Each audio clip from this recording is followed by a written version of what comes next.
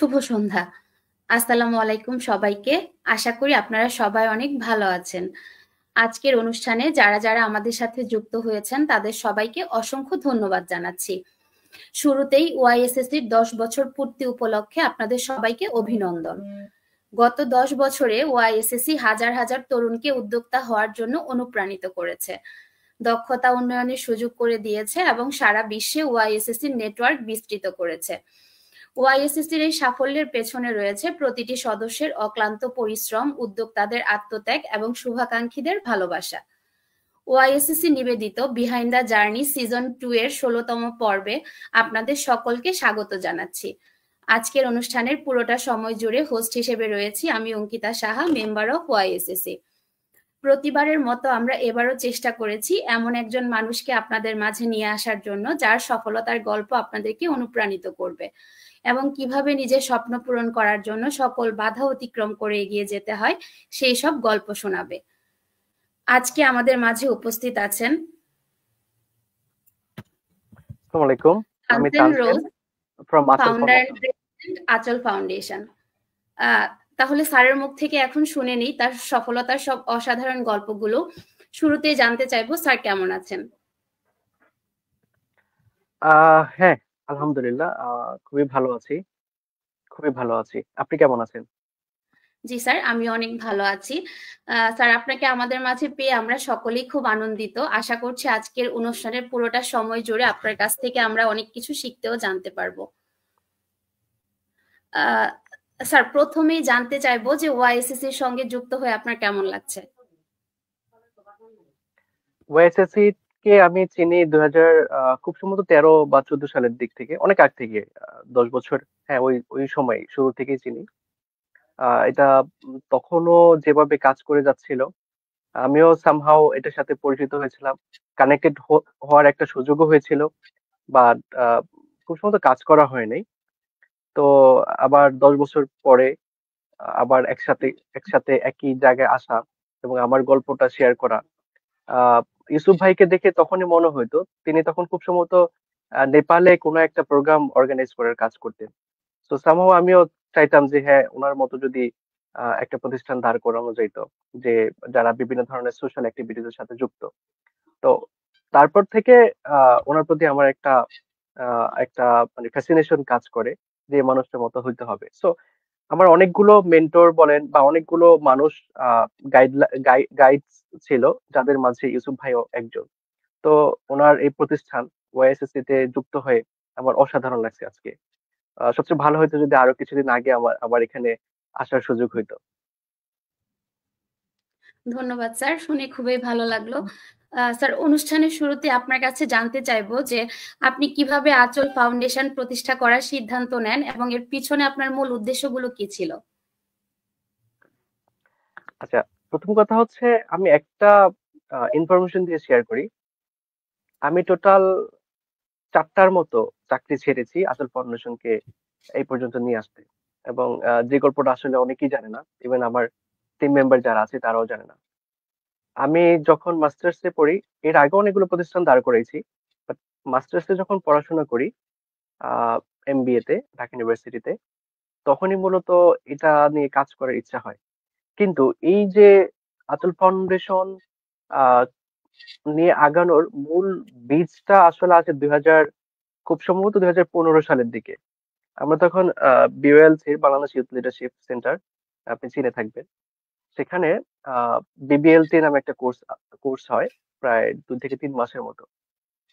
So ওই বিবিএলটি এর একটা জার্নির তখন একটা কমিউনিটি বেসড প্রজেক্ট করা লাগে, যে একটা টিম দিয়ে দেয়, সেখানে যে কোনো একটা ইস্যু নিয়ে, সোশ্যাল ইস্যু নিয়ে কাজ করতে হয়। তো আমার টিমে ছিল 6 থেকে 7 জনের মতো। সামহাউ তখন আমি বলি যে মেন্টাল হেলথ নিয়ে এই কাজটা করতে হবে।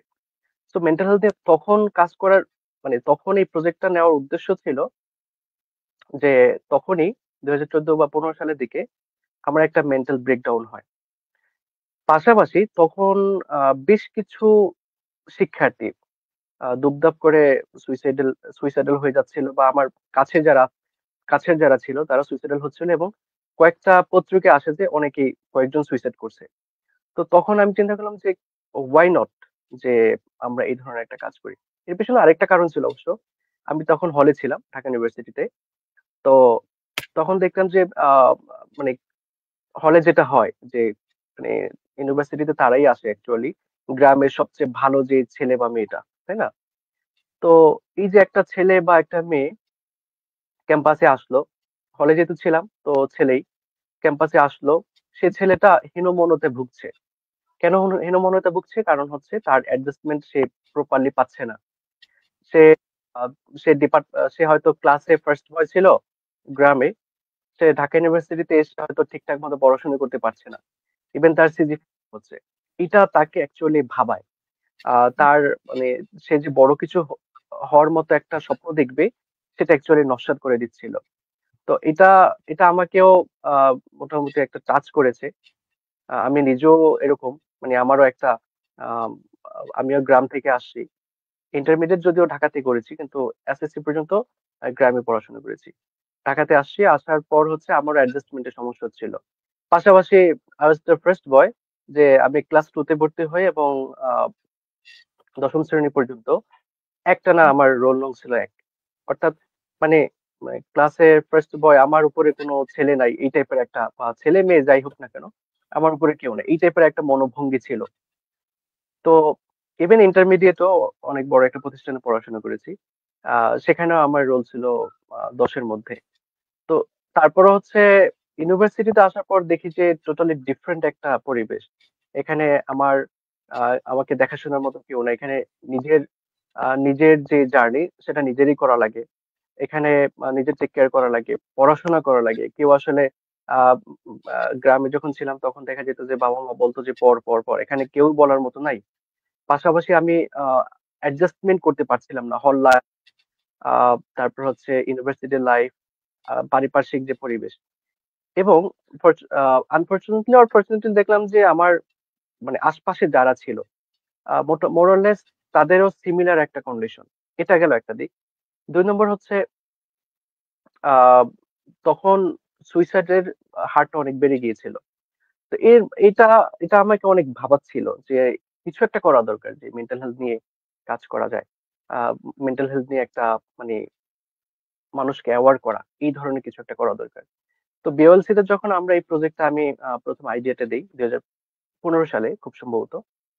তো এরপর হচ্ছে বাকি যারা মেম্বার ছিল তারা অনেকেই অপোজ করে, কেউ কেউ অ্যাকসেপ্ট করে, বাট আমি কনভিন্স করতে সমর্থ হই, কারণ দ্যাট ওয়াজ ইউনিক আইডিয়া তখন।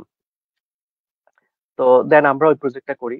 আমরা অনেক কিছু করতে পারি নাই, যেটা করেছি সেটা হচ্ছে আমরা ঢাকা ইউনিভার্সিটিতে একটা প্রোগ্রাম করেছি। এবং ওই প্রোগ্রামটা করতে গিয়ে আমাদের কাঠখড় পোড়াইতে হয়েছে। কেন? কারণ হচ্ছে আমরা আমরা হচ্ছে তখন লিফলেট তৈরি করি যে অমুক তারিখে এই প্রোগ্রামটা হবে, যেখানে আমরা দুজন কাউন্সিলর ম্যানেজ করি Dhaka university clinical psychology department থেকে। এরপর আমরা লিফলেট বিতরণ করি ক্যাম্পাসের স্টুডেন্টদের মাঝে, যে এই প্রোগ্রামে আসেন, অংশ নেন। আমরা সারপ্রাইজিংলি দেখলাম যে কোনো শিক্ষার্থী আসছে না। তখন মানে আসছে না বলতে তারা যে আসবে এটাও স্বীকার করছে না। অনেকেই ছিল যারা হাসি ঠাট্টা করছিল, হাসতেছিল যে এটা নিয়ে কোনো কিছু হয় নাকি, এই ধরনের কোনো মানে চিন্তা ভাবনা নিয়ে আগানো যায় কিনা, বা হচ্ছে এই ধরনের কোনো প্রোগ্রামে যাওয়া যায় কিনা, তারা হাসছিল। তখন আমি চিন্তা করলাম যে এটা তো আসলে সাকসেসফুল করতেই হবে। আমরা পুরো ক্যাম্পাস খুঁজে খুঁজে সবাইকে লিফলেট দিচ্ছি, কেউই সমর্থন দিচ্ছে না। পরে হচ্ছে আবার কিছু সিনিয়র ভাই ব্রাদার ছিল যে ভাই এই অবস্থা, বন্ধু বান্ধব ছিল, তাদেরকে ধরে জোর করে নিয়ে আসছে প্রোগ্রামে। তো অনেক বেশি হয়নি, খুব সম্ভবত 35 থেকে 40 জনের মতো মেম্বার ছিল যারা ওই প্রোগ্রামটা অংশ নিয়েছে। তো এটা ছিল 15 সালের জার্নি।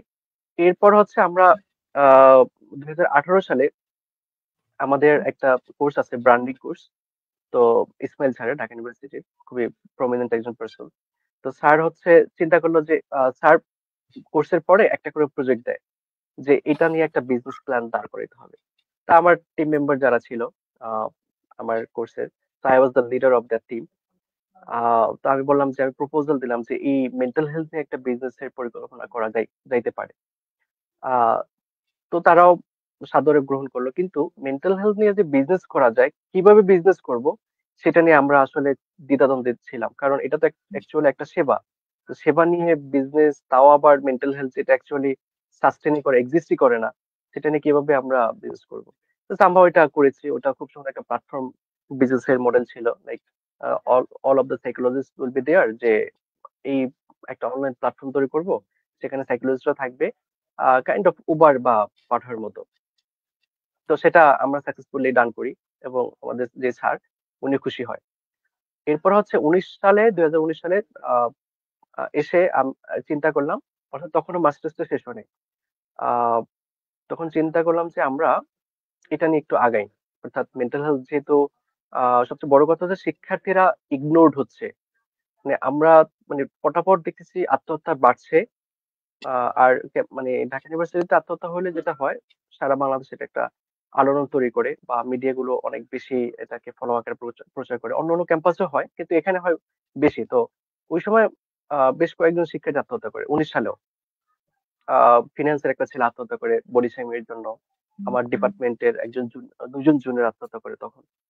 আহ, তো তখন চিন্তা করলাম যে এটাকে আরেকটু ভালোভাবে সাস্টেনেবল মডেল, মানে মডেল হিসেবে তৈরি করতে হবে। 19 সালে আমরা কিছু শিক্ষার্থী এক হই। আমি ছিলাম, জাহাঙ্গীরনগর ইউনিভার্সিটির একটা মেয়ে ছিল রিফা। আহ, তারপর হোম ইকোনমিক্স এর সামির আক্তার সিএম ছিল। এর বাইরেও আরো বেশ কিছু মানুষ ছিল, মুনতাহা ছিল, আহ, তারা ছিল। তো সব মিলে আমরা শুরু করি যে এটা কিভাবে মানে ইমপ্লিমেন্ট করা যায় সেটা নিয়ে কাজ করা শুরু করি। এরপর আমরা চিন্তা করলাম যে একটা প্রোগ্রাম নামাবো। প্রোগ্রামটা হবে সেটা নিয়ে আবার 2 সপ্তাহ 3 সপ্তাহ ঘুরতেছি। মানে আসলে আমরা কাজটা শুরু করা দরকার এটা বুঝতেছি, কিন্তু কোন ওয়েতে শুরু করব সেটা আমরা বুঝতে পারিনি। তো প্রত্যেক সপ্তাহে একদিন করে বসি, শনিবার বসি বা অন্য যে কোনো সময় বসি, বাট প্রত্যেক সপ্তাহে আমরা বসতেছিলাম। বসে বসে সাডেনলি চিন্তা করলাম যে আমরা একটা অনলাইন, সরি অফলাইন একটা প্রোগ্রাম করব, ওয়ার্কশপ করব। তখন অনলাইনের যুগ আসে নাই। তো এই প্রোগ্রামটা অর্গানাইজ করতে গিয়ে দেখলাম যে যারা সাইকোলজিস্ট, বেশ কিছু সাইকোলজিস্টের সাথে কথা হইলো। তারা প্রথমে জিজ্ঞেস করলো যে আমাকে কত টাকা দিবেন। এখন আমি তো আসলে বুঝতেছি না যে এটা কত টাকা দিব, কারণ প্রথমত আমি আসলে কোনো পার্টিসিপেন্টস আনতে পারবো কিনা সেটাও জানি না। 2 নম্বর হচ্ছে কত টাকা দিব। আমি মানে আমি তো তখন স্টুডেন্ট, আমি কত টাকা দিব, কোত্থেকে দিব, আই ডোন্ট নো। তো পরে এটা আমরা ওখান থেকে পিছিয়ে যাই। পিছিয়ে গিয়ে চিন্তা করলাম ঠিক আছে, কিছু তো একটা করতে হবে। এক্সকিউজ মি, কিছু তো একটা করা লাগবে। সো দেন আমরা চিন্তা করলাম একটা ক্যাম্পেইন করি। তা আমরা রাজু ভাস্কর্যে প্রায় 10 থেকে 15 জন খুব সম্ভবত, বা আর একটু বেশি হবে মোরলেস, আমরা মানে আত্মহত্যা নিয়ে দাঁড়াই। এটা খুব সম্ভবত সেপ্টেম্বর মাস আপনারা জানেন যে আত্মহত্যা একটা দিন আছে। তো মানে আত্মহত্যা প্রতিরোধ দিবস আর কি, 10 সেপ্টেম্বর। তো তখন দাঁড়াই। এটা তাও দাঁড়াইতে দাঁড়াইতে মনে হয় আহ মানে 27-28 তারিখে হয়ে যায়। তো এটা বেশ কয়েকটা মিডিয়াতে আসছে, এবং এটা আমাদেরকে যে কি পরিমাণে ইন্সপায়ার করছে যে হ্যাঁ আমাদের আসলে কাজটা করা দরকার। এবং শিক্ষার্থীরা মানে অনেকেই, মানে জার্নালিস্ট অনেকেই এসে বলতেছে এটা খুবই ভালো, এটা করতে হবে, আপনারা কন্টিনিউ করেন। এরপরে ডাকসুর একজন ভাই, আমার হলেরই এক বড় ভাই, দেখে বললো যে এটা তো খুবই দারুণ। তখন ঢাকা ইউনিভার্সিটিতে ডাকসু চলছিল, মানে ডাকসুর একটা ডিউরেশন চলছিল। তো উনি ছিল সদস্য। তারপর উনি বললো যে ঠিক আছে, এটা এটা নিয়ে ডাকসু থেকে আমরা প্রোগ্রাম করব। দেন আমরা ঢাকা ইউনিভার্সিটির সাথে, মানে ডাকসুর সাথে আতুল ফাউন্ডেশন একটা প্রোগ্রাম করে, দ্যাট ওয়াজ হিউজ। এবং ওইটাই আমাদের অ্যাকচুয়ালি মাইলস্টোন। এরপর আমাদের আর পিছু ফিরে তাকাইতে হয়নি। মানে ওইটা আমাদেরকে ইন্সপায়ার করছে, প্লাস হচ্ছে আমাদের একটা যে অর্গানাইজেশনের যে শেপ আপটা করে দিয়েছে। অঙ্কিতা আপু। ধন্যবাদ স্যার। আহ, অনেক কিছু জানতে পারলাম আসলে, অনেক কিছু অজানা ছিল আমাদের। স্যার, এই পর্যায়ে জানতে চাইবো যে আঁচল ফাউন্ডেশনের আপনার মিশন বা ভিশন গুলো কি কি আছে সে সম্পর্কে যদি একটু সংক্ষেপে শেয়ার করতেন। মিশন ভিশন বলতে ওই যে আমি শুরুর দিকে একটা কথা বলছি না, যে আমি 4টার মতো চাকরি ছেড়েছি। এবং আহ, সবগুলো চাকরি অ্যাকচুয়ালি মানে কি বলে এটাকে, অনেকের ড্রিম জব, যে চাকরিগুলো আমি ছেড়েছি। তো এই যে জবগুলো ছেড়েছি, অনলি বিকজ যে আই হ্যাভ এ প্যাশন বা আমার পার্সোনাল একটা ড্রিম আছে।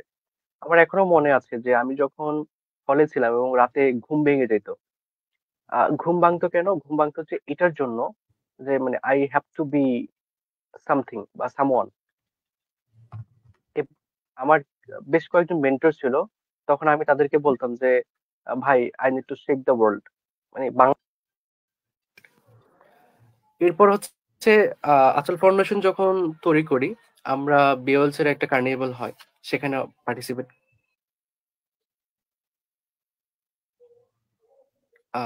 শোনা যাচ্ছে আমাকে? জি স্যার, শোনা যাচ্ছে, ক্লিয়ার আছে। হ্যাঁ। আচ্ছা, তো সেখানে পার্টিসিপেট করি। এরপর চিন্তা করলাম যে আমাদের এটা নিয়ে তো একটা বড় ধরনের স্বপ্ন দেখতে হবে। সো এরপর করোনা চলে আসলো। করোনাতে অ্যাকচুয়ালি আমরা খুব বেশি কিছু করতে পারিনি, কয়েক মাস পর্যন্ত চুপচাপ ছিলাম। অর্থাৎ কিভাবে শুরু করব সেটা নিয়ে আমরা কোনো ধরনের পরিকল্পনা করতে পারিনি। 2 থেকে 3 মাস পর আমাদের পরিকল্পনা হইলো যে এটাকে আসলে নেক্সট লেভেল পর্যন্ত নিয়ে যেতে হবে, এবং আমাদের যেহেতু একটা নিউ নরমাল লাইফ চলে আসছে, অর্থাৎ ভার্চুয়াল অর্থাৎ অথবা অনলাইন ভিত্তিক একটা কার্যক্রম শুরু করার, সেটা আমাদের করতে হবে। তো তারপর হচ্ছে আমরা রিসার্চ এর কাজটা শুরু করে দেই। রিসার্চ মানে ওই সময় তো রিসার্চ এর কাজ করিনি। ওই সময় শুধুমাত্র ডাটা কালেকশন এর কাজটা করেছি। আ করোনার শুরুর ২ থেকে ৩ মাসের মাঝে বেশ কয়েকটা আত্মহত্যার ঘটনা ঘটে, এবং সেটা করোনার একটা ইমপ্যাক্ট ছিল।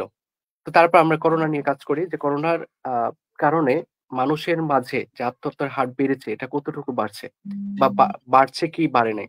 সো এরপর আমরা আ ডাটা কালেকশন শুরু করি। ডাটা কালেকশন এর পরে আমাদের একটা পরিকল্পনা চিন্তা ছিল যে মানে বাংলাদেশে আসলে সুইসাইডের হার ভয়ানকভাবে বেড়ে গেছে। সুতরাং আমরা সুইসাইডটাকে নিয়ে কাজ করি, এবং আমাদের এই মুহূর্তে মোটো অ্যাকচুয়ালি আ শিক্ষার্থীদের মাঝে সুইসাইডটাকে 0 তে নিয়ে আসা।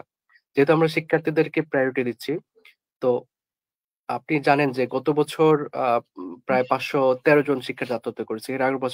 এর আগের বছর ৫৩২ জন শিক্ষার্থী আত্মহত্যা করেছে। সরি, গত বছর, আগের বছর ২২ সালে ৫৩২ জন, ২৩ সালে ৫১৩ জন, ২৪ সালে আ ৩১০ জন। এটা অবশ্য অনেক, আমরা বলি যে এখানে আসলে পুরোপুরি ডাটাগুলো আসে নাই। কারণ পলিটিক্যাল টার্মোইল এর কারণে ডাটাগুলো আসে নাই। তো এই যে শিক্ষার্থীদের আত্মহত্যার হারটা বাড়ছে, এগুলো কিন্তু কন্ট্রোলেবল। অর্থাৎ আপনি আমি চাইলে এবং সরকার যদি চায়, সেক্ষেত্রেও এটা নিয়ন্ত্রণ করা সম্ভব। তো আমরা আমাদের মোটো হচ্ছে যে শিক্ষার্থীদের মাঝে যেন কেউ আত্মহত্যা না করে এই মুহূর্তে।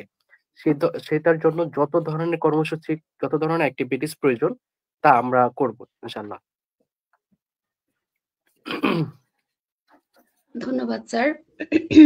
স্যার, হ্যাঁ এই আপু। পর্যায়ে জানতে চাচ্ছি যে হচ্ছে উদ্যোক্তা হিসেবে যাত্রা শুরু করাটা অবশ্যই সহজ না। তো আপনি যখন একজন উদ্যোক্তা হিসেবে আপনার যাত্রাটা শুরু করেছিলেন, তখন অবশ্যই আপনাকে অনেক চ্যালেঞ্জের মুখোমুখি হতে হয়েছে। তো সেই সম্পর্কে আপনার অভিজ্ঞতাটা যদি একটু শেয়ার করতেন আমাদের সঙ্গে।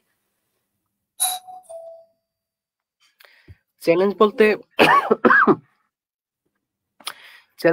চ্যালেঞ্জ তো আসলে প্রত্যেকটা জায়গায় ছিল।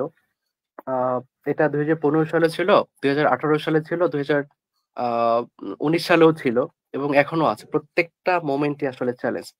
প্রথম চ্যালেঞ্জ হচ্ছে আহ মানে যেকোনো একটা ইনিশিয়েটিভ নেওয়ার পরে এটাকে কন্টিনিউ করে রাখা। অর্থাৎ আমি বলি যে আহ মানে যেকোনো একটা উদ্যোগ অ্যাকচুয়ালি বাচ্চার মতো। লাইক বাচ্চা যেমন, ধরেন আপনার ২৪ ঘন্টা নজরে রাখা লাগে। ২৪ ঘন্টা মানে ২৪ ঘন্টা। যেমন আপনি যখন ঘুমাচ্ছেন, তখনও কিন্তু আপনার একটা সাবকনসিয়াস মাইন্ড থাকবে, যেটা আপনার বাচ্চাকে নজরদারিতে রাখবে। সে যদি আহ খাট থেকে পড়ে যায়, বা তার যদি কিছু হয়, অথবা এমনও হইতে পারে আমার অগোচরে আমারই হাত দিয়ে হয়তো সে আঘাতপ্রাপ্ত হইতে পারে। তো এই যে একটা ব্যাপার, অর্থাৎ ২৪ ঘন্টা যে আমাদের সাবকনসিয়াস মাইন্ড কাজ করে, একটু দরজাটা একটু, সাবকনসিয়াস মাইন্ড যে কাজ করে, এটা এটা মূলত যেকোনো একটা উদ্যোগের জন্য হইতে হবে। আমি যখন ঘুমাই, ঘুমের মধ্যেও যেন আমি স্বপ্ন দেখি যে আহ মানে এই প্ল্যানটাকে আরেকটু বেটার করা যায়, বা সামনে আমার একটা প্রোগ্রাম আছে, এটা আরেকটু বেটার কিভাবে করা যায়, এটা ভালোভাবে কিভাবে ইমপ্লিমেন্ট করা যায়, এটা ড্রব্যাকস গুলো কি কি হইতে পারে। তো এটা একটা বড় একটা বিষয় যে আমাদের আসলে ইনিশিয়েটিভটা নিতে হয়, আহ, এবং সেটা কন্টিনিউয়াসলি ধরে রাখতে হয়, এবং প্রত্যেকটা মুহূর্তে বেটার করার চেষ্টা করতে হয়। 2 নম্বর হচ্ছে টিম। আলহামদুলিল্লাহ আমার আমার সবচেয়ে বড় একটা বড় ব্যাপার হচ্ছে আমার যে টিম আছে। আপনি জানেন যে টিম ছাড়া যে কোনো প্রতিষ্ঠান বলেন, যে কোনো ইনিশিয়েটিভ বলেন, সেটা অ্যাকচুয়ালি কখনোই আগানো সম্ভব না। সো এটা বাংলাদেশের কথা চিন্তা করেন, বাংলাদেশে যদি দক্ষ যোগ্য লোকবল থাকে তাহলে হয়তো থাকতো, আছে অল্প আছে, কিন্তু যদি থাকতো তাহলে বাংলাদেশ আসলে সিঙ্গাপুর মালয়েশিয়ার মতো হইতে পারতো। অর্থাৎ মালয়েশিয়া বা সিঙ্গাপুর আমাদের যা আছে ওদেরও আশা মানে আসলে এর চেয়ে বেশি কিছু নাই। ওদের শুধুমাত্র দক্ষ একটা নেতৃত্ব ছিল, কিছু দক্ষ জনবল তৈরি হয়েছে এবং তাদেরকে কাজে লাগানো হয়েছে। তার কারণে হচ্ছে দেশ উন্নত হয়েছে। আমাদের টিম, আপনাদের টিম, আমাদের টিমের সিমিলার অবস্থা। অর্থাৎ আলহামদুলিল্লাহ আমাদের মানে খুবই ডেডিকেটেড একটা টিম পেয়েছি, যারা আঁচল ফাউন্ডেশনের জন্য দিন-রাত খাটাখাটনি করে। ইভেন আমি তো আমাদের এমনও হয় যে যেকোনো একটা গবেষণা আ প্রেস কনফারেন্স করার আগের রাত এমনও হয় যে টিম মেম্বাররা সারারাত কাজ করে। অর্থাৎ সারারাত তাদের বিভিন্ন ধরনের কাজ করতে হয়। জার্নালিস্টদেরকে ফোন দেওয়া, জার্নালিস্টদের সাথে কথা বলা, কনফার্ম করা, প্রেস রিলিজ গুলো ঠিক করা, মনিটর করা, টিমের মাঝে সবকিছু দেখভাল করা, অ্যাঙ্কর ঠিক করা। এই যে বিভিন্ন ধরনের কাজ করা, সেটা খুব ভালোভাবে করে। এখন একজন দক্ষ লিডারের কাজ হচ্ছে এই যে ডেডিকেটেড মেম্বার গুলো আছে, ডেডিকেটেড মেম্বারদেরকে মোবিলাইজ করা। তো এটা আমার জন্য অনেক বেশি চ্যালেঞ্জিং। এটা চ্যালেঞ্জিং, এখনো চ্যালেঞ্জিং, কারণ হচ্ছে আমি পার্সোনালি ইন্ট্রোভার্ট মানুষ। তো দেখা যায় যে আমি আসলে অনেক সময় কথা বলতে চাই না, কথা বলাটা আমার জন্য কঠিন হয়ে যায়, কিন্তু কথা বলতে হয় কারণ টিম মোবিলাইজ করতে হবে। সো এই যে প্রত্যেকটা জিনিস আসলে চ্যালেঞ্জ, ইনিশিয়েটিভটাকে কন্টিনিউয়াসলি কন্টিনিউ করা, প্লাস হচ্ছে টিমকে মোবিলাইজ করা, ভালো একটা ইনিশিয়েটিভ নেওয়া, যেটা অ্যাকচুয়ালি আপনাকে মানে আপনার যে গোল আছে, সেই গোল বা পারপাস আছে, সেই পারপাসটাকে মানে পারপাসের সাথে অ্যালাইন করে। ধন্যবাদ স্যার। স্যার এ পর্যায়ে জানতে চাইবো যে ভবিষ্যতে আঁচল ফাউন্ডেশন নিয়ে আপনার কি কি পরিকল্পনা বা লক্ষ্য রয়েছে?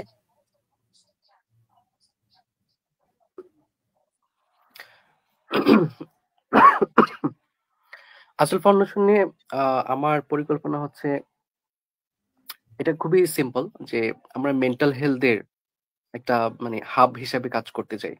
আপনি জানেন যে আহ, মানে বাংলাদেশে পৃথিবীতে, বাংলাদেশ না শুধু, পৃথিবীতে সবচেয়ে বড় এনজিও হচ্ছে কি ব্র্যাক। তারা বিভিন্ন ধরনের কাজ করে, মেন্টাল হেলথ তাদের একটা এরিনা। তারপর হচ্ছে তারা মূলত হচ্ছে মাইক্রো ক্রেডিট দিয়ে এই পর্যন্ত আসে। ব্যাংক আছে, বিকাশ আছে, বিশাল একটা জায়গা আছে। আমাদের এত বড় স্বপ্ন নাই। আমাদের মূল স্বপ্ন হচ্ছে মেন্টাল হেলথ এরিয়াতে যত ধরনের কাজ আছে সব কাজগুলো আসল ফাউন্ডেশন করবে। অর্থাৎ মেন্টাল হেলথের যে পায়োনিয়ার হওয়া, মেন্টাল হেলথ নিয়ে মানে গবেষণা করা, মেন্টাল হেলথ নিয়ে কাউন্সেলিং করা, মেন্টাল হেলথ নিয়ে একটা একটা হাব হিসেবে তৈরি হওয়া যেখানে সকল কাউন্সিলররা থাকবে। মেন্টাল হেলথ নিয়ে এডুকেট করা, মেন্টাল হেলথ নিয়ে অ্যাওয়ার করা। আমাদের পরিকল্পনা হচ্ছে আমরা আমরা একটা কার্নিভালও করেছিলাম, মেন্টাল হেলথ কার্নিভাল, সেটাকে কন্টিনিউ করা, সামিট করা। অর্থাৎ যত ধরনের কাজ আছে। আরেকটা গুরুত্বপূর্ণ হচ্ছে, যেমন ধরেন ঢাকা শহরে কাউন্সিলর হচ্ছে ১,৫০০ থেকে ২,০০০ এর মতো। কিন্তু আপনি চিন্তা করেন আমার বাড়ি হচ্ছে ভোলাতে। সো ভোলাতে যদি একজন মানুষের কাউন্সেলিং প্রয়োজন হয়, তার যদি কোনো মেন্টাল ইস্যুস তৈরি হয়, ব্রেকডাউন তৈরি হয়, সেখানে যারা শিক্ষার্থী আছে তাদের যদি রিলেশনশিপ এর কারণে, অর্থাৎ রোমান্টিক রিলেশনশিপ এর কারণে যদি কোনো ধরনের ব্রেকডাউন চলে আসে, তাহলে সেখানে অ্যাকচুয়ালি কে দেখবে? তো আমরা কি এই ইকোসিস্টেমটা তৈরি করতে পারছি? পারিনি কিন্তু। সো আমাদের মূল কাজ হচ্ছে বা মূল পারপাস হচ্ছে একটা মেন্টাল হেলথ এর ইকোসিস্টেম তৈরি করা। যে ইকোসিস্টেমের মাধ্যমে আপনি বাংলাদেশের যেকোনো নাগরিক হোক না কেন, চরাঞ্চলের হোক, যে মানে যে অঞ্চলের মানুষই হোক না কেন, সেই যেন সাপোর্টটা পায়। অর্থাৎ তাকে আমরা কোনো মানুষকেই মানসিক স্বাস্থ্য সুবিধা পায় নাই, কিন্তু সে আত্মহত্যা করে ফেলছে। এই ধরনের আমরা সুযোগ দিতে চাই না। আমরা প্রত্যেকটা মানুষকে যেহেতু মানে মানসিক স্বাস্থ্য আর মানে ফিজিক্যাল হেলথ আর মানসিক স্বাস্থ্য দুটাই কিন্তু একটা আরেকটা পরিপূরক। সো ফিজিক্যাল হেলথের না পেয়েও যেন কেউ মারা না যায়, পাশাপাশি মানসিক সাপোর্ট না পেয়ে যেন কেউ আত্মহত্যা না করে। অর্থাৎ এটি আমাদের মূল গোল এবং মোটো বলতে পারেন। অসংখ্য ধন্যবাদ স্যার। স্যার, আমাদের অডিয়েন্স থেকে অনেক কোয়েশ্চেন আসছে, অনেকগুলো কোয়েশ্চেন পেয়েছি আমরা, তো আমরা এখন একটু অডিয়েন্সের কোয়েশ্চেন নিতে চাচ্ছি। স্যার, একজন কোয়েশ্চেন করেছেন মাহমুদ হাসান নামে। উনি জানতে চেয়েছেন যে sir, how come you build and specific goal? আচ্ছা, এটা তো অ্যাকচুয়ালি মানে আপনার একটা লাইফ, আমি মার্কেটিং এর স্টুডেন্ট, কিন্তু আমার কেন মেন্টাল হেলথের উপর একটা পেশন চলে আসছে আমি জানি না, নিজেও জানি না। এটার জন্য হচ্ছে আহ মানে জাপানিজ একটা কথা আছে, সেটা হচ্ছে ফলো ইউর ইকিগাই, বা আপনার মন যেটা চায় সেটা আপনার করতে হবে। মন চাচ্ছে যে মেন্টাল হেলথের যে সমস্যাগুলো, এই সমস্যাগুলো ইরেজ করে ফেলা, এটা আমার মন চাচ্ছে। সো এখন আমি যে কাজটা করব, এটাই একটা সাস্টেনেবল মডেল হিসেবে দাঁড় করাবো। অর্থাৎ এটাই যেন মেন্টাল হেলথের যে ইস্যু গুলো, এটা নিয়ে একটা যদি আমি সাস্টেনেবল মডেল দাঁড় করাইতে পারি, যেখান থেকে আমার রুটি রুজিও আসবে, যেখানে যার মাধ্যমে আমি আমার স্বপ্নটাকে বাস্তবায়ন করতে পারবো, তাহলে হচ্ছে আমি একই সাথে আমার গোলের সাথে স্ট্রিক্ট থাকতে পারবো। আবার পাশাপাশি আমার যে পরিশ্রমগুলো আছে সেই পরিশ্রমগুলো বৃথা যাবে না। যেমন ধরো আমাদের সবচেয়ে বড় সমস্যা হচ্ছে কি, আমাদের প্যাশন থাকে একটা, কিন্তু আমরা কাজ করি আরেকটা। যেমন অনেকেই আছে খুব ভালো কবিতা লিখে, কিন্তু একটা সময় পর গিয়ে সে অ্যাকচুয়ালি হয়তো সে ব্যাংকার হয়, অথবা সে হয়তো ইঞ্জিনিয়ার হয়, বা অন্য কোনো একটা তার ক্যারিয়ার চয়েসের দিকে চলে যায়, ক্যারিয়ার দিকে চলে যায়। তো তখন যেটা হয়, সে আর কবিতা লিখতে পারে না। হোয়াট ইফ আপনি যে কবিতা লিখতেছেন, এই কবিতার লেখাটাই আপনার একটা পেশা হয়ে উঠতে পারে। অর্থাৎ এখান থেকে যদি আপনার আর্নিং এর সোর্সটা করতে পারেন, তাহলে কিন্তু এবং আপনার প্যাশন এবং ক্যারিয়ার দুটাকে কিন্তু অ্যালাইন করা সম্ভব। তো একই ভাবে যেমন ধরেন ইউসুফ ভাই, উনি ফর এক্সাম্পল, উনি ভালো উদ্যোক্তা তৈরি করেন। তো এখন যদি উদ্যোক্তা তৈরি করা, এখান থেকে যদি ওনার কোনো ধরনের রুটি রুজির ব্যবস্থা হয়, তাহলে কিন্তু উনি এই কাজটা খুব ভালোভাবে করতে পারবেন। অর্থাৎ এটা ওনার প্যাশনের সাথে অ্যালাইন্ড। তো আমরা আমাদের লাইফের যে যতগুলো গোল আছে, স্বপ্ন আছে, আমি বলবো স্বপ্ন, এই স্বপ্নগুলোকে নিয়েই কিভাবে আমরা অ্যাকচুয়ালি মানে আমাদের রুটি রুজি বলেন, ইনকাম জেনারেশনের একটা ব্যবস্থা করতে পারি, তাহলে আশা করি যে সেটাতে আপনি স্টিক থাকতে পারবেন। ধন্যবাদ স্যার। আরেকজন জানতে চেয়েছেন আয়েশা আক্তার আলপনা নামে, do you have any volunteering opportunity? আচ্ছা, সরি, আমি একটু অসুস্থ, এই জন্য অ্যাকচুয়ালি সমস্যা হচ্ছে। আচ্ছা, ভলান্টিয়ারিং অপরচুনিটি আমাদের এইচআর টিম আছে, এবং আমাদের এইচআর টিম যথেষ্ট স্ট্রিক্ট। তারা আমাদের রিক্রুটমেন্টের একটা পোস্ট যাবে খুব শীঘ্রই, 2-1 দিনের মধ্যে। সেখানে চাইলে আপনি এপ্লাই করতে পারেন। প্লাস আমাদের রিক্রুটমেন্টের জন্য একটা প্রিলিমিনারি একটা ভাইবা হয়। ভাইবার পরে হচ্ছে আপনার জন্য একটা টিম সিলেকশন করা হয়, যদি আপনি ভাইবাতে আপনি টিকেন। তো এরপর হচ্ছে আপনি আমাদের সাথে কন্টিনিউ করতে পারবেন। ধন্যবাদ স্যার উত্তর দেওয়ার জন্য। স্যার, এই পর্যায়ে নাহিদুজ্জামান তুষার ভাই জানতে চেয়েছেন যে how does Aanchal foundation engage with local communities and what role can individuals or volunteers play in supporting your mission?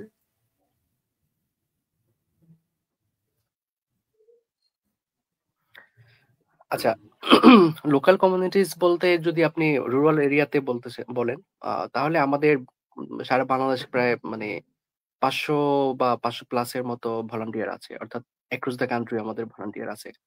So যারা ঢাকাতে আছে তারা ঢাকা বেসড কাজ করে, যারা অন্য জেলায় আছে তারা অন্য জেলায় কাজ করে, বা ভার্চুয়ালি কাজ করে, যেভাবে সম্ভব। সো আপনার যদি এমন হয় যে আপনি একটা লোকাল এরিয়াতে থাকেন, মানে দূরবর্তী অঞ্চল, ঢাকার বাইরে, তখন যদি আপনি ওই অঞ্চলে কোনো একটা প্রোগ্রাম অর্গানাইজ করতে চান, অ্যাওয়ারনেস বিল্ড আপ করতে চান, সেক্ষেত্রে আমরা আমাদের মতো করে সর্বোচ্চ সাপোর্ট দেওয়ার চেষ্টা করব। এমন হইতে পারে এটা ভার্চুয়ালি আমরা হয়তো আপনাদের জন্য ওয়ার্কশপ অর্গানাইজ করতে পারি, বা সেমিনার অর্গানাইজ করতে পারি, ওয়েবিনার করতে পারি, অথবা যদি সম্ভব হয় তাহলে আমরা আপনার ওই এরিয়াতে শিক্ষার্থীদের জন্য একটা ফিজিক্যাল ওয়ার্কশপের জন্য আমরা যথোপযুক্ত ব্যবস্থা নিতে পারবো। অসংখ্য ধন্যবাদ স্যার। পরবর্তী প্রশ্নে চলে যাচ্ছি। আবু নাসের নামে একজন জানতে চেয়েছেন যে could you please share effective strategies for successful fund raising. আচ্ছা, প্রথমত হচ্ছে আমরা এখনো ফান্ড রেজিং এর জন্য কাজ করি নাই। ২ নম্বর হচ্ছে আমাদেরকে কিন্তু ইউএসএআইডি গত বছর ইউএসএআইডি এর একটা প্রোগ্রামে গিয়েছিলাম। তো তখন ওখানে এক ভদ্রলোক আমাকে বলল যে, "তোমরা এখনো ফান্ড রেজিং করছো না কেন?" ২ নম্বর হচ্ছে আমাকে সিলিকন ভ্যালি থেকে আমার খুবই কাছের একজন বড় ভাই বলছিল যে, "তুমি ফান্ড রেজিং এর জন্য এপ্লাই করো, আমি তোমাকে সাপোর্ট দিব।" কিন্তু আমরা এখনো ওইদিকে যাইনি। কেন যাইনি? কারণ হচ্ছে আমার মনে হলো যে আমরা আগে নিজের যেই ফাউন্ডেশনটা আছে, অর্থাৎ বিল্ডিং, এই বিল্ডিংটা আমার গ্রো করতে হবে। সো এরপর যখন আমি ফান্ড রেজিং করব, তখন সেটা আমার ভিতের উপরে যেই বিল্ডিংটা করতে পারবো। অর্থাৎ আমি যদি ভালো ফাউন্ডেশন করতে পারি, আমি তখন ৪ তলা ৫ তলা বিল্ডিং করতে পারবো। আদারওয়াইজ তো হবে না। সো আমার এই ফাউন্ডেশনটা করার পর যদি আমি ফান্ড রেজিং এর জন্য যাই, তাহলে সবচেয়ে ভালো হয়। সো আমাদের বাংলাদেশে যেটা হয়, বাংলাদেশের বেশিরভাগ উদ্যোক্তারা ১ম এ হচ্ছে চিন্তা করে যে আমি একটা আইডিয়া নিছি। সো এটা ১ মাস ২ মাস কাজ করার পরে এখন ফান্ড খুঁজি। এভাবে তো অ্যাকচুয়ালি কখনোই কেউ ফান্ড দিবে না। আর দেওয়ার মতো সেই ক্যাপাসিটি না। তখন দেখা যায় যে সে অ্যাকচুয়ালি ডিমোটিভেটেড হয়ে যায়। রাদার দ্যান দ্যাট আপনি যে কাজটা করতে পারেন, আপনার নিজের পকেট যদি থাকে, সেখান থেকে ২-৪ পয়সা খরচ করেন, তাহলে এটার প্রতি আপনার মায়া তৈরি হবে। ২ নম্বর হচ্ছে আপনার সিনিয়র ভাই ব্রাদার থাকতে পারে। ৩ নম্বর হচ্ছে প্রোগ্রাম বেসিসে আ কর্পোরেট প্রতিষ্ঠান বলেন, ব্যাংক বলেন, বিভিন্ন জায়গা থেকে কিছু হয়তো ফান্ড আপনি কালেক্ট করতে পারেন প্রোগ্রাম বেসিস। আপনি একটা আ বড় একটা প্রোগ্রাম করছেন বা ছোট একটা প্রোগ্রাম করছেন, ওয়ার্কশপ করছেন। তো সেখানে দেখা গেল যে আপনার কাছের যে বড় ভাই কোথাও জব করে বা কোনো একটা ব্যবসা করে, তার ব্যবসার প্রসার করলেন। আর পাশাপাশি আপনি সেখান থেকে ২-৪ পয়সা ইনকাম করলেন। এভাবে আপনি কন্টিনিউ করেন। যখন আপনার প্রতিষ্ঠান শেপে চলে আসবে, তখন ট্রাস্ট মি, আ ফান্ড রেইজিং যে প্রতিষ্ঠানগুলো আছে তারাই আপনাকে রিচ আউট করবে। লাইক আমাদেরকে যেভাবে রিচ আউট করার ট্রাই করছে। সো এই জায়গাটা আপনারা এনশিওর করবেন। ২ নম্বর হচ্ছে আপনি এরপরে যখন আপনার শেপ আপটা হয়ে যাবে, তখন আপনি রেজিস্ট্রেশন করে ফেলবেন। রেজিস্ট্রেশন করার পরে আপনি সরকারি যে আ সোশ্যাল ওয়েলফেয়ার এর একটা ফান্ড আছে, সেখানে এপ্লাই করতে পারেন। সরকারি বিভিন্ন জায়গায় আপনাকে ফান্ড দেবে সরকার থেকে। দেশের বাইরে থেকে আপনি তখন ফান্ড আনতে পারবেন। তো এর বাইরে আছে আপনার ক্রাউড ফান্ডিং করতে পারবেন। একটা স্পেসিফিক প্রজেক্টে। ফর এক্সাম্পল আপনি আ বন্যা দুর্গতদের সাহায্যের জন্য যেভাবে আমরা ক্রাউড ফান্ডিং করি, ঠিক সেভাবে ক্রাউড ফান্ডিং এর বেশ কিছু থার্ড পার্টি প্ল্যাটফর্ম আছে। তাদের মাধ্যমে আপনি আ টাকা উত্তোলন করতে পারবেন। এবং এটা দেশে এবং দেশের বাইরে থেকেও আপনি চাইলে আনতে পারবেন। অসংখ্য ধন্যবাদ স্যার। আরেকজন জানতে চেয়েছে তুর্জয় চাকমা নামে, why did you create and maintain this particular aim sir?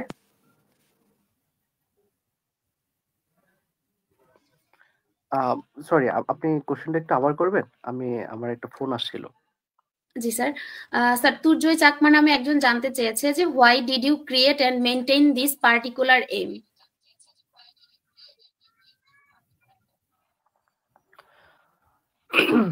আচ্ছা, এটা আমি ১ম এই ছোট্ট আনসার দিয়েছি। তো তারপর ছোট করে বলি, কারণ ওই সময় আমার নিজেরই ফিল হচ্ছিল যে আমার নিজেরই মেন্টাল ব্রেকডাউন চলছিল। পাশাপাশি আমার আশপাশের যত বন্ধু-বান্ধব ছিল তাদের মাঝেও একটা মেন্টাল ব্রেকডাউন চলে আসছিল। আর এর বাহিরেও বেশ কিছু আ বন্ধু বলেন, ছোট ভাই বলেন, ছোট বোন বলেন, আ তাদের মাঝে একটা আত্মহত্যার প্রবণতা বেড়ে যাচ্ছিল। যেটা বিভিন্ন মিডিয়াতে আসছিল ফলো আকারে, এবং আমার খুবই ক্লোজ পারসন আ আত্মহত্যা করেছে। তো এটা মানে ৩ টা কারণেই অ্যাকচুয়ালি আমার লাইফে অ্যালাইন করছে, ধাক্কা দিয়েছে যে এই ধরনের একটা প্রতিষ্ঠান যাতে দাঁড় করাই। ধন্যবাদ স্যার। আমাদের অডিয়েন্স থেকে আরো অনেক রকমের কোয়েশ্চেন আসছে। তো স্যার এই পর্যায়ে জানতে চাচ্ছি যে ব্যক্তিগত ও পেশাগত জীবনের মধ্যে সঠিক ভারসাম্য রক্ষার জন্য আপনি নিজেকে কিভাবে সবসময় প্রস্তুত ও অনুপ্রাণিত রাখেন? আচ্ছা, প্রথমত হচ্ছে আমি বলেছি যে প্রফেশনাল লাইফ, উম আপনি আপনার যে প্যাশনটা আছে, এই প্যাশনটাই যদি আপনি প্রফেশনাল লাইফে রূপান্তর করতে পারেন, তাহলে আসলে এটার ভারসাম্য সমস্যা হয় না। তখন আপনি বাসায় থাকেন আর বাইরে থাকেন, খুব বেশি ব্যালেন্স করতে সমস্যা হয় না। ২ নম্বর হচ্ছে আপনি যখন একটা গোল থাকে এবং পেশাটা যদি অন্যরকম হয়, তখনই আসলে একটা কনফ্লিক্ট লাগে। আমি যে কাজটা করি ব্যক্তিগত পার্সোনাল এবং প্রফেশনাল লাইফকে অ্যালাইন করার জন্য আমি ২ টাকে সবসময় আলাদা রাখি। আ আলাদা রাখি কিভাবে? আমি যখন বাসায় আসি, তখন বাহিরের সকল কিছু বাদ। মানে বাসায় আসি, ফ্যামিলিকে সময় দেই। ইভেন এমনও হয় যে আমি আসলে যখন সময় দেই তখন ফোন-টোন সব অফ করে রাখি। কারণ হচ্ছে আ আমার কাছ থেকে সময় পাওয়াটা তাদের অধিকার। পরিবারের অধিকার। সো এটা আমি এনশিওর করি। আমাদের একজন শিক্ষক ছিলেন মাসুদুর রহমান স্যার। সো উনি একটা কথা বলতেন যে, "তুমি তোমার লাইফে যেটাকে সবচেয়ে ভালো মনে করো, অর্থাৎ তোমার ভাল্লাগে করতে, সেই কাজটা সেই কাজটার জন্য তুমি সপ্তাহে ১ টা দিন সময় রাখবা। ওই দিন কোন কিছু করবা না।" তো উনি অনেকেরই জিজ্ঞেস করলো যে, তোমার কি করতে ভাল লাগে?" কেউ বলতে, "স্যার আমার খেলাধুলা করতে ভাল লাগে।" তো বলল যে, "ঠিক আছে তুমি ১ টা দিন, সপ্তাহে ১ টা দিন, শনিবার হোক, শুক্রবার হোক বা রোববার হোক, হোয়াটএভার ইট ইস। তুমি শুধুমাত্র ওই কাজটাই করবা সারাদিন। মানে ওই কাজটা করবাই যতক্ষণ পারো, যতক্ষণ ইচ্ছা হয়।" কেউ বলছে, "স্যার আমার ফেসবুকিং করতে ভাল লাগে।" তখন বলল যে, "স্যার ঠিক আছে তাইলে অন্য সময় ফেসবুকিং না করে শুধুমাত্র ওই দিনই ফেসবুকিং করব।" অর্থাৎ মানে মূল কথা হচ্ছে আমরা আমাদের লাইফে অ্যাকচুয়ালি ম্যাটেরিয়ালিস্টিক হয়ে যাচ্ছি। আমাদের মনে হয় যে লাইফটা অন্যের জন্য হয়ে যাচ্ছে। অর্থাৎ আপনি ইনকাম করেন ফ্যামিলির জন্য, আপনি কাজ করেন ফ্যামিলির জন্য। সবকিছুই আসলে আ মানে অন্যের জন্য হয়ে যাচ্ছে। তো প্রথমত হচ্ছে আপনি আগে নিজে বাঁচতে হবে। নিজের জন্য আগে সময় দিতে হবে। নিজে খাওয়া লাগবে, যত্ন নিজে নেওয়া লাগবে। এরপর হচ্ছে ফ্যামিলি। ফ্যামিলিকে দেওয়ার পর এরপর হচ্ছে আপনার প্রতিষ্ঠান। অর্থাৎ আপনি ৩ টা প্রতিষ্ঠানকে আলাদা করতে হবে। আপনি নিজে, আপনার ফ্যামিলি এবং আপনার যেখানে আপনি চাকরি করেন। ৩ টা আপনি যখন মিটিং করেন, তখন আপনি আগে থেকে ফ্যামিলিকে বলে রাখবেন যে, "ভাই, এই সময় মিটিং এ থাকবো। সুতরাং তোমরা মানে খুব জরুরি না হলে আমাকে রিচ আউট করো না।" আপনি যখন ফ্যামিলির সাথে সময় দিবেন, তখন ডেফিনিটলি আপনি আপনার বসের সাথে কথা বলবেন না। চিটচ্যাট করবেন না। তো এবার যখন আপনি আলাদা ভাবে কাজ করবেন, প্রত্যেকের অধিকার যেটা আপনার প্রতি, সেই অধিকারগুলো যখন দিবেন, আ তখন আসলে আপনার এই লাইফে সমস্যা বা কনফ্লিক্ট গুলো আসবে না। আমার লাইফে এটা হয়। আমি যখন আ জব করে বাসায় আসি, তখন দেখা যায় যে আ তখন দেখা যায় যে অফিসিয়াল কোন কিছু আর আমি বাসায় নিয়ে আসতাম না। তখন আমি ফ্যামিলিকে সময় দিতাম, আব্বু-আম্মুকে সময় দিতাম, খাবার-দাবার খাইতাম। ইভেন হচ্ছে অনেক সময় দেখা যায় সোশ্যাল মিডিয়াতেও আসতাম না। তো অনেকেই আমাকে ফোন দিত, চিল্লাচিল্লি করত যে, "তুমি সোশ্যাল মিডিয়াতে নাই কেন?" বা ফোন দিলেও অনেক সময় আমি ফোন ধরতাম না। কারণ ওই সময়টা অ্যাকচুয়ালি আমি আমার ফ্যামিলির সাথে আড্ডা দিচ্ছি, গল্প করছি। ঠিক সেই মুহূর্তে যদি আমার অফিস থেকেও ফোন আসে আমি রিসিভ করব না। কারণ ওই আড্ডার যে মোমেন্টটা ওইটা নষ্ট হয়ে যাবে। তো অফিসের চেয়ে অ্যাকচুয়ালি আমার ওই যে ঘরোয়া যে আড্ডা, ঘরোয়া যে গল্প করা, গল্পের ঝুড়ি, সেটা আমার কাছে বেশি গুরুত্বপূর্ণ। তো এইজন্য হচ্ছে দেখা যায় যে আমার খুব বেশি সমস্যা হয় না। ধন্যবাদ স্যার। আ আমরা দেখতে অনুষ্ঠানের শেষ পর্যায়ে চলে এসেছি। আ তো স্যার সর্বশেষ প্রশ্ন থাকবে যে একজন সফল উদ্যোক্তা এবং সমাজকর্মী হিসেবে আমাদের বর্তমান তরুণ সমাজের জন্য আপনার কি মেসেজ থাকবে? বর্তমান যে তরুণ সমাজ আছে জেনারেশন জেড এবং তারপরে যেটা আসছে আলফা জেনারেশন। সো এই ২ টা জেনারেশনে কিন্তু আ খুবই অ্যাগ্রেসিভ পজিটিভ অর্থে।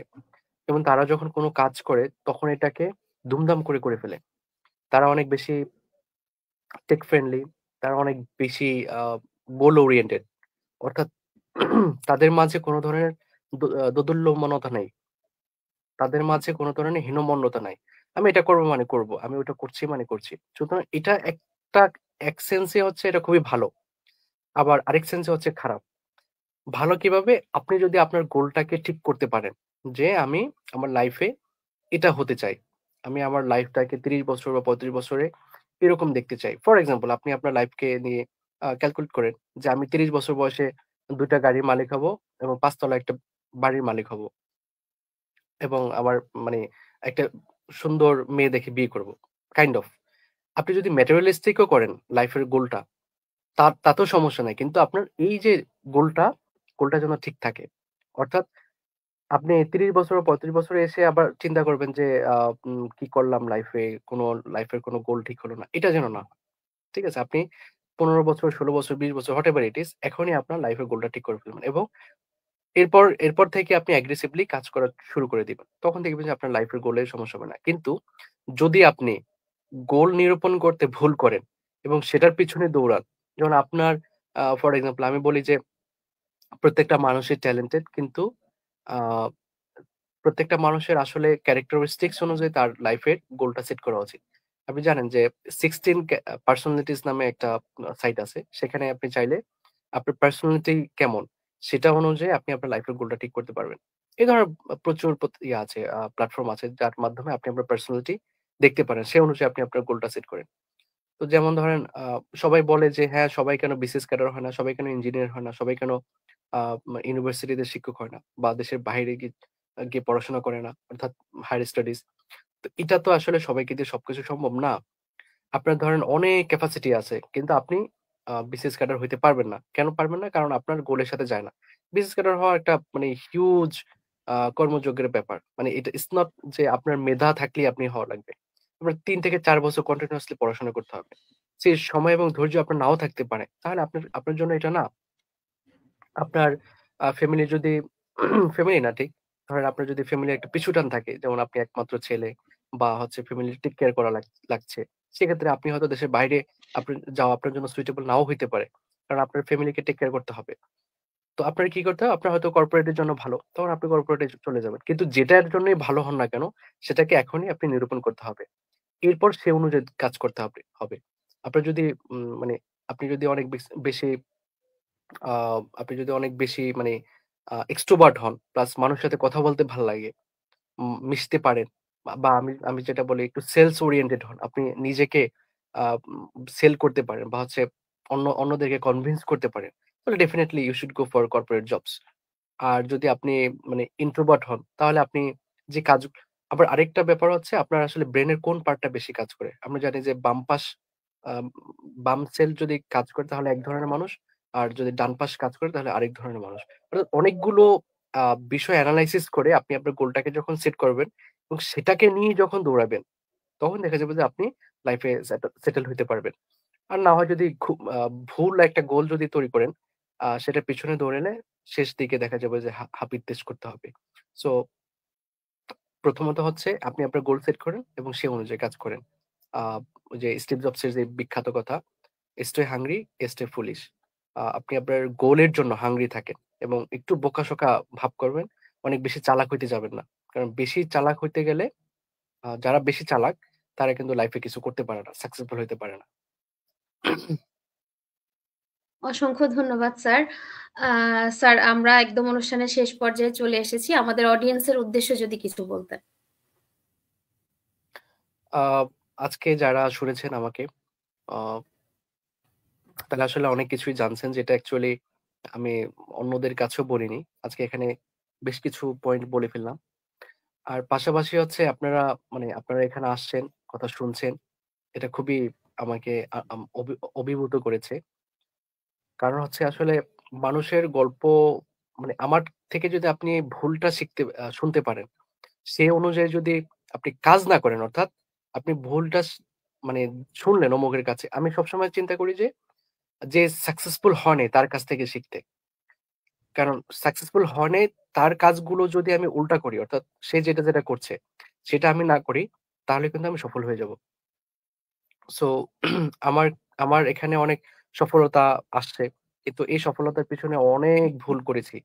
সেই ভুলগুলো যদি আপনি শুনেন বা আমার মতো যারা আছে সফল, মানে আমি সফল বলব না, বাট হয়তো আমি একটা প্রসেস এ আছি। বা অন্য যারা আছে সফল, সেই সফল মানুষের কাছে গিয়ে শুধুমাত্র এতটুকু শোনার চেষ্টা করবেন যে, ভাই আপনার কোন জায়গাগুলো ভুল ছিল বা কোথায় ইমপ্রুভমেন্ট করা হইলে মনে হইতো যে আপনি আরো বেটার করতেন। সেগুলো আপনি শুনেন, জানেন, তারপর সেটার উল্টা কাজ করবেন। তাহলে দেখবেন যে আপনি অনেক কিছু শিখে যাচ্ছেন। আর ২ নম্বর হচ্ছে বই পড়বেন। প্রচুর বই পড়তে হবে আমাদের। সো আমরা বই পড়ি, যেমন ধরেন একজন লেখক আ একটা বইয়ের পিছনে ভালো বইয়ের পিছনে অন্তত ২ থেকে ৩ বছর সময় ব্যয় করে। সো ২ থেকে ৩ বছর সময় ব্যয় করার সময়ের যেই এক্সপেরিয়েন্স, এই এক্সপেরিয়েন্স টাই মূলত হচ্ছে একটা বই। তার মানে আমি যদি মানে একদিন ব্যয় করে ওই বইটা পড়ি, আমি কিন্তু ওনার যে এক্সপিরিয়েন্সটা আমি পেয়ে যাচ্ছি।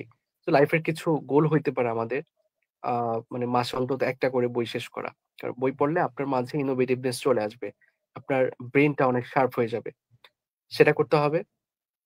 আর এরপর হচ্ছে আহ মানুষের জন্য স্যাক্রিফাইসিং একটা মাইন্ড ঠিক ঠিক করতে হবে। অর্থাৎ আপনি আপনি চিন্তা করেন যে আহ, আপনি মানে ঢাকা শহরে গুলিস্তান মোড়ে দাঁড়িয়ে আছেন, ঠিক পাশে একজন অভুক্ত লোক, আপনি বুঝতে পারছেন যে সে অভুক্ত, 2 থেকে 3 দিন পর্যন্ত খায় নাই। তো আপনার পকেটে আছে 100 টাকা, এখন সে লোক খেতে চাচ্ছে। আপনি চিন্তা করলেন যে মানে আপনি দেখলেন, দেখে আপনার একটু মায়া লাগলো, আপনি 100 টাকার মধ্যে 80 টাকা তার জন্য কোনো একটা খাবার দিলেন, বিরিয়ানি হোক বা না হোক, কিনে দিলেন, অথবা 100 টাকার হয়তো কিনে দিলেন। আপনি কিন্তু দুপুরে খান নাই, সেও খায় নাই, তাকে আপনি কিনে দিছেন। কিন্তু একটা সময় পর দেখবেন যে আপনি যে খান নাই সেটার চেয়ে বড় ভাল লাগবে কেন? কারণ আপনি যে খাওয়াইতে পারছেন।